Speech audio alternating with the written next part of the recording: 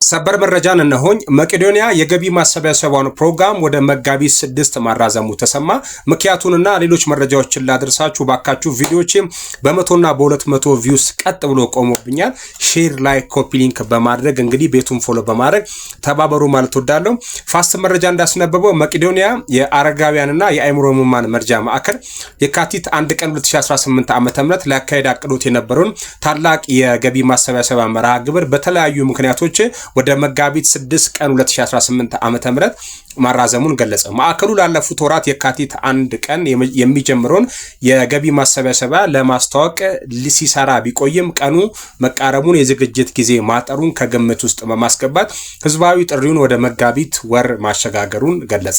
ህብረተሰቡ፣ የሚዲያ አካላትና ተጽዕኖ ፈጣሪዎች ይህንን አውቀው ዝግጅት እንዲያደርጉ ጥሪ አቅርበዋል ማለት ነው። የማሰባሰቢያው ዋና ዓላማው የዘንድሮ የገቢ ማሰባሰቢያ በዋነኝነት ያተኮረው የሚከተሉትን ስራዎች ለማጠናቀቅና ለመጨረስ እንደሆነ ማዕከሉ አስታውቋል። የመጀመሪያው በአዲስ አበባ እየተገነባ ያለውን ባለ 15 ወለል ህንፃ የፊኒሺንግ ስራ ሙሉ በሙሉ ለማጠናቀቅ፣ በ15 የተለያዩ ሀገራት ክፍሎች የተጀመሩ የቅርንጫፍ ግንባታዎችን ለመጨረስ፣ ሶስተኛ በማዕከል የሚረዱ ወገኖች ቁጥር ለመጨመርና የተሻለ የኑሮ ሁኔታን ለመፍጠር፣ የማዕከሉ አሁናዊ ሁኔታ ባለፈው ዓመት በተደረገው የገቢ ማሰባሰቢያ በተገኘው ድጋፍ ለህንፃው ግንባታ የሚያስፈልጉ ቁሳቁሶች ተገዝተው ስራ መጀመሩን የገለጸው መቄዶንያ የማዕከሉ ቅርንጫፎች ካለፈው ዓመት በ14 በመጨመር በአሁኑ ወቅት 56 መድረሳቸውን ጠቁሟል። በተመሳሳይ የተረጂዎች ቁጥር ከ7500 ወደ 9000 አድርጓል።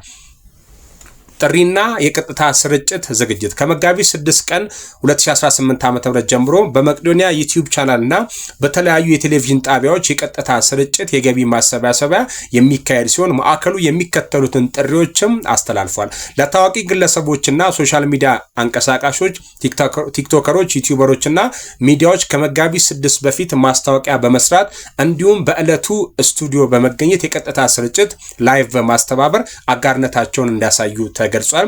ለቤተ እምነቶች፣ መስሪያ ቤቶችና ለሰራተኞችና ምዕመናን በማስተባበር ድጋፍ እንዲያደርጉ፣ ለትምህርት ቤቶች በተከፈቱ አካውንቶች አማካኝነት የወላጆች መምህራንና ማናጅመንት ድጋፍ እንዲጠናከር፣ ለዲያስፖራ በውጭ ሀገር የሚገኙ ኢትዮጵያውያን በየእምነቱ ተቋማቸው በኩል ከወዲሁ ዝግጅት እንዲያደርጉ እንዴት መረዳት ይቻላል ስለሚለው ድጋፍ ማድረግ የሚፈልጉ ወገኖች በገንዘብ፣ በተሽከርካሪ፣ በቤት ወይም በሌሎች ቁሳቁሶች መርዳት የሚቻል ሲሆን በየአካባቢው የሚበተኑ የቃል መግቢያ ገጾችን በመሙላት በቴሌግራም ቁጥራችን በ0956 25 25 25 ወይም በ0929 71 71